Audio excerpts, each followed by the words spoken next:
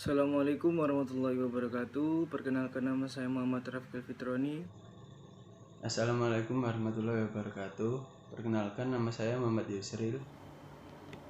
Halo,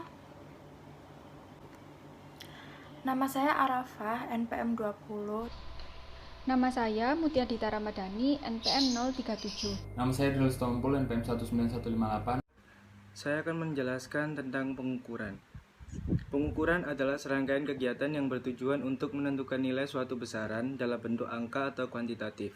Jadi, mengukur adalah suatu proses mengaitkan angka secara empirik dan objektif pada sifat-sifat objek atau kejadian yang nyata, sehingga angka yang diperoleh tersebut dapat memberikan gambaran yang jelas mengenai objek atau kejadian yang telah diukur. Selanjutnya, saya akan menjelaskan tentang alat ukur atau yang disebut dengan instrumen.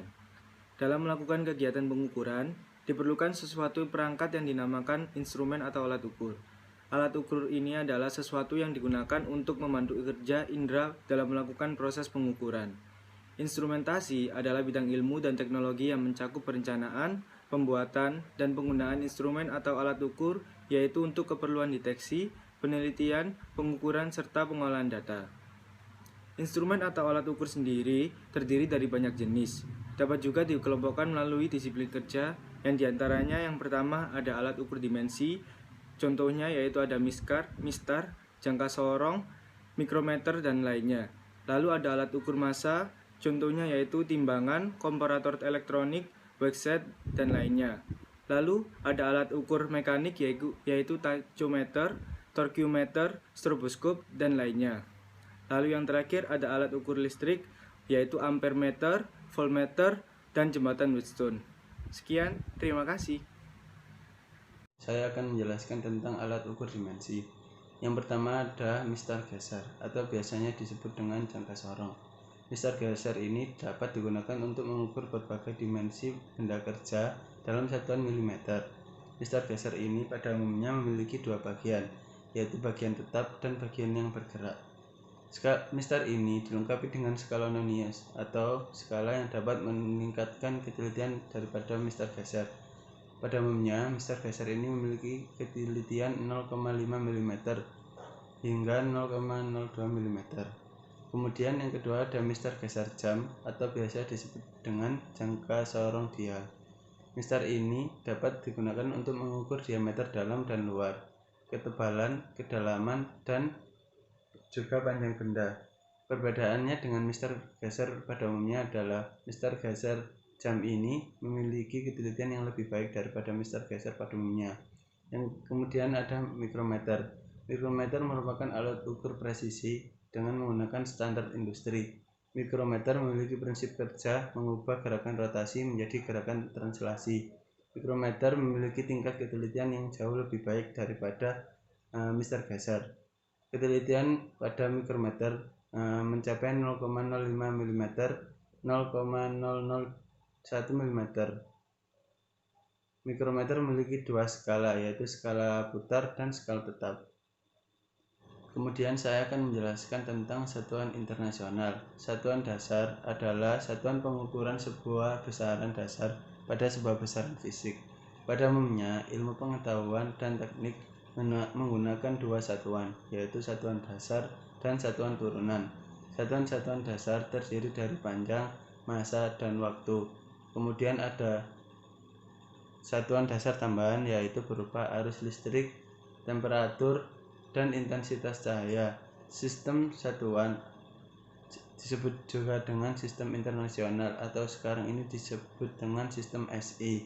Sistem ini memuat 6 satuan dasar, seperti panjang dengan satuan meter, massa dengan satuan kilogram, waktu dengan satuan detik, arus listrik dengan satuan ampere, intensitas cahaya dengan satuan kandela, dan temperatur dengan satuan Kelvin. Kemudian ada satuan turunan, yaitu besaran dasar yang diturunkan. Salah satu contohnya adalah luas, merupakan turunan dari panjang. Kecepatan merupakan turunan dari panjang dan waktu, serta gaya merupakan turunan dari panjang, massa, dan waktu. Sekian, terima kasih. Wassalamualaikum warahmatullahi wabarakatuh. Ini saya akan menjelaskan tentang pengertian dari mesin freeze dan bagian-bagian dari mesin freeze.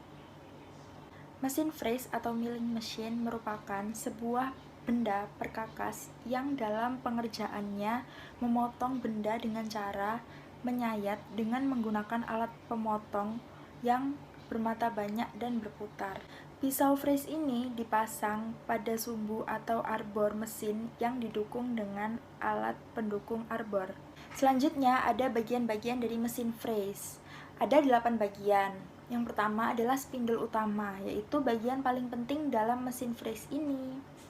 Fungsinya adalah untuk mencekam alat potong.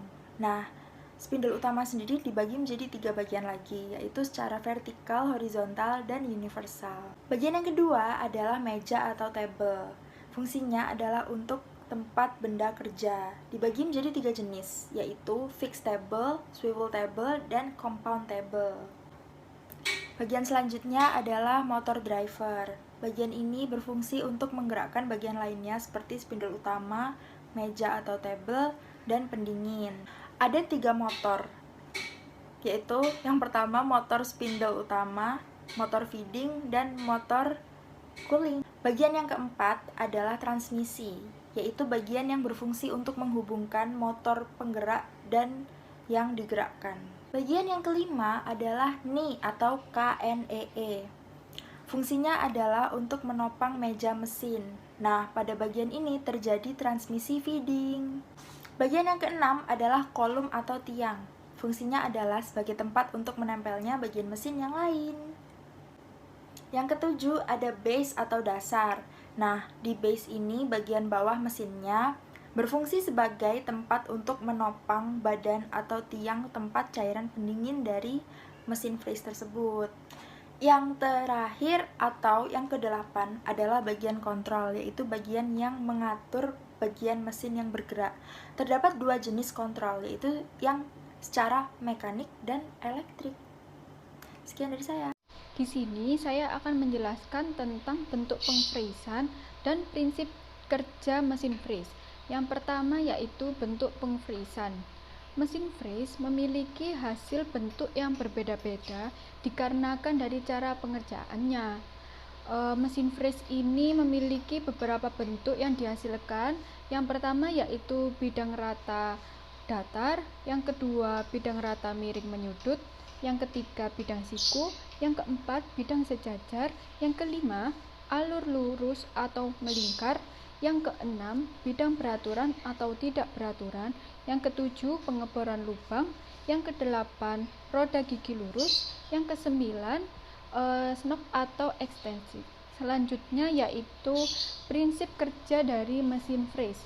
Gerakan pemotongan terjadi ketika alat potong berputar, di mana diikuti dengan gerakan pemakanan dan gerakan pengikat benda kerja.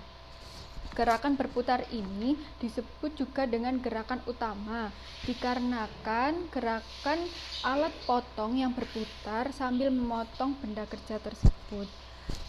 Dan gerakan pemakanan sendiri dapat diartikan sebagai gerakan alat potong di sepanjang daerah pemotongannya. Gerakan pemakanan ini berbentuk lurus ataupun melingkar.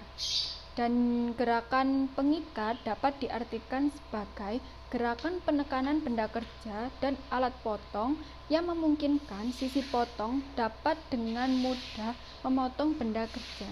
Terima kasih. Saya akan menjelaskan tentang jenis-jenis mesin freeze. Yang pertama ada mesin freeze horizontal, di mana mesin freeze yang poros utamanya sebagai pemutar dan pemegang alat pemotong pada posisi mendatar.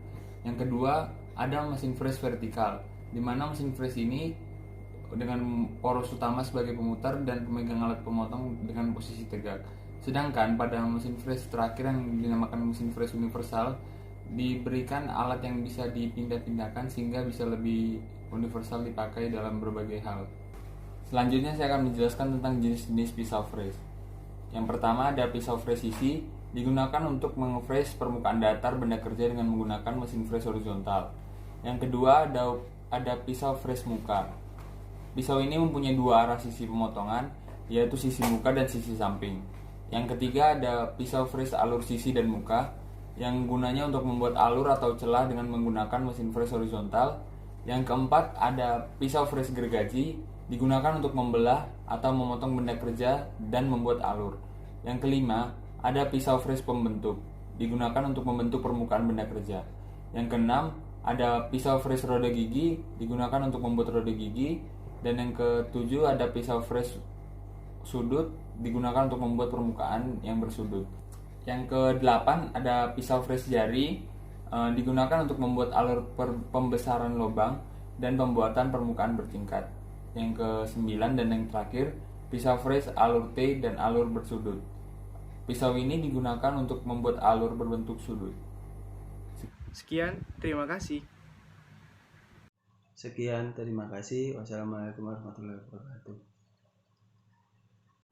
Sekian dari saya. Terima kasih. Sekian dari saya, terima kasih.